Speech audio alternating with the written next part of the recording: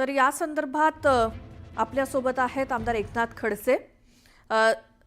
स्वागत न्यूज 18 लोकमतमध्ये. खरं तर रक्षाताईंच्या मुलींसंदर्भात जो काही प्रकार घडला स्वतः रक्षाताईंनी सांगितला, म्हणजे बाहेर फिरणं मुलींना महिलांना किती कठीण बनलंय आजच्या काळामध्ये. याचं एक तुमच्या घरातलं ताजं उदाहरण. काय वाटतंय हे बघून? नाही, राज्यामध्ये अलीकडच्या कालखंडामध्ये ज्या वाढत्या घटना महिलांच्या संदर्भामध्ये घडत आहेत आणि वारंवार घटनांच्या संदर्भामध्ये घटना घडल्यानंतर मग आपण त्याची चर्चा करतो, पण घटना घडायच्या आधी पोलिसांचा धाक वाढला पाहिजे, त्याच्यावर कठोर कारवाई झाली पाहिजे, या संदर्भामध्ये होत नाही. आणि त्यामुळे असं आता सर्वांचं आता जर मंत्र्याच्याच घरामध्ये असं होत असलं तर सर्वसामान्यांचा काय प्रश्न म्हणजे होईल, सुरक्षिततेचा प्रश्न निर्माण होतो, अशी आजची स्थिती आहे. बरं, तुमच्या घरात घडलेला हा प्रकार, एका मुलीचे आजोबा म्हणून तुम्ही काय सरकारला सल्ला द्याल किंवा काय सुचवाल की या संदर्भात काय करायला हवं? मग काय करायला हवं म्हणजे याच्यामध्ये असं आहे की हे जे टॉळकर मुलं आहेत हे गुंड आहे, यांच्यावर आधी गुन्हे दाखल आहे. ज्यावेळेस या मुलींची 4-5 मुलींची छेडखानी ते करत होते त्या खंडामध्ये तिथं पोलीस उपस्थित होते. त्या पोलिसांनी गुंडांना रोखण्याचा प्रयत्न केला, परंतु त्या गुंडांनी त्या पोलिसांना छेड मारलं, त्यांच्या शिवीगाळ केली, पोलिसांवर उलटलं. म्हणजे पोलिसांचा सुद्धा धाक राहिलेला नाही. शेवटी त्या पोलिसांनी याच्याविरुद्ध 353 गुन्हा दाखल केला परवा, तो सुटला त्याच्यानंतर.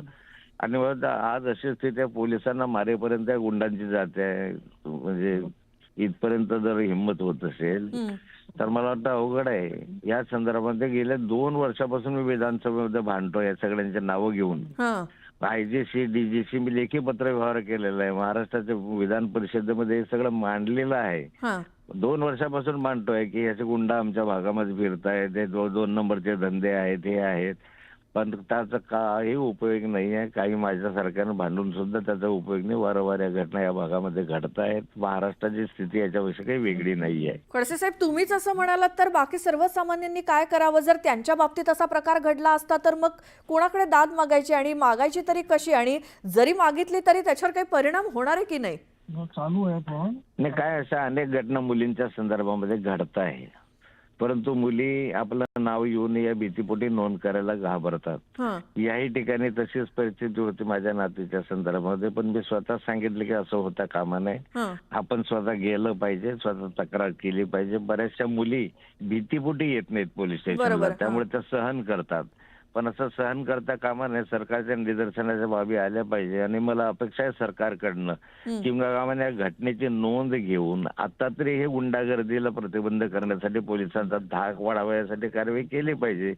आता तरी आमच्या भागामध्ये म्हणजे हे दररोज आहे आमच्याकडे प्रकार, आजचा नाही प्रकार. आमच्याकडे हे 2-4-8 दिवसात जसे प्रकार याच घटनेकडनं होतात. आणि या घटनेमधले गुंड पोलिसांना माहिती आहे, एसपींना माहिती आहे, डीआयजीला माहिती आहे. मी त्यांना प्रत्यक्ष पत्रव्यवहार केलेला आहे 2 वर्षात 3 वर्षामध्ये. पण आता मी काय करावं? शेवटी विधानसभेमध्ये मांडलो, भांडलो, मंत्र्यांनी त्या ठिकाणी उत्तर दिलं, कार्यवाही करतो, पण त्याच्यामध्ये काही उपयोग नाही. त्याच्या संदर्भात राजकीय संरक्षण मोठं आहे. लगेच त्यांना मागच्या कालखंडामध्ये म्हणायचे मुख्यमंत्र्यांकडून फोन आला, आम्ही काय करणार? हे मागच्या कालखंडात घडलेलं आहे, वस्तुस्थिती आहे ही शिंदे साहेब असतानाची. बरं, मग आता मुख्यमंत्र्यांच्या तुम्ही कानावर घातलंय का बोलणार आहात? किंवा काल रक्षाताई मुख्यमंत्र्यांशी बोलले आहेत, मला वाटतं हा विषय माननीय मुख्यमंत्री नोंद घेतील अशी मला अपेक्षा आहे. मात्र तुम्ही सुद्धा पर्सनली बोलणार आहात का? किंवा कारण हा प्रश्न फक्त खडसेंच्या नातींचा नाहीये, एकूणच मुक्ताईनगर मधल्या सगळ्याच मुलींचा आहे, सर्वांचा. आमच्या शाळांमधल्या मुली सुरक्षित नाही अशी स्थिती आहे. शाळा सुटल्यानंतर हे सगळे गावगुंड त्या शाळेतल्या मुलींना त्रास देत राहतात.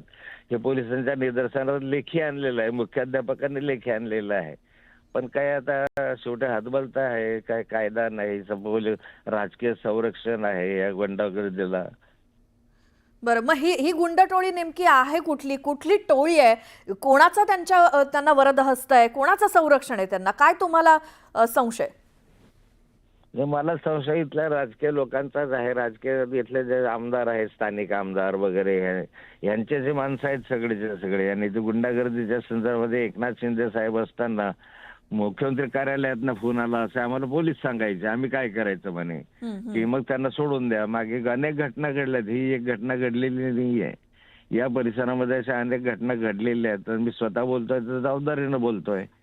परंतु आता काय करावं, म्हणजे हातबल आपल्यासारखा नागरिक झाल्यानंतर बाकीच्या नागरिकांची काय व्यवस्था असेल महाराष्ट्रामध्ये हे आपण समजू शकतो. आणि खडसे साहेब, ही खूप मोठी शोकांतिका आहे आणि धन्यवाद तुम्ही न्यूज 18 लोकमतशी बोललात आणि हा प्रकार आमच्याशी शेअर केलात त्याबद्दल. स्वतः आमदार एकनाथ खडसे आपल्याला हा सगळा प्रकार सांगत होते. त्यांच्या नाती संदर्भातच घडलेला हा प्रकार जळगावच्या मुक्ताईनगरमध्ये एका यात्रेदरम्यान एक गुंडांची टोळी सतत त्यांचा पाठलाग करत होती, त्यांना त्रास देत होती त्या मुलींना. आणि 17-18 वर्षांच्या या मुली, त्यामध्ये रक्षा खडसे यांची देखील मुलगी होती, एकनाथ खडसे यांची नात होती. मात्र तिला सुद्धा या प्रकाराला सामोरं जावं लागलं आणि म्हणूनच पोलिसात जाऊन त्यांनी गुन्हा दाखल केलेला आहे, तक्रार दाखल केलेली आहे.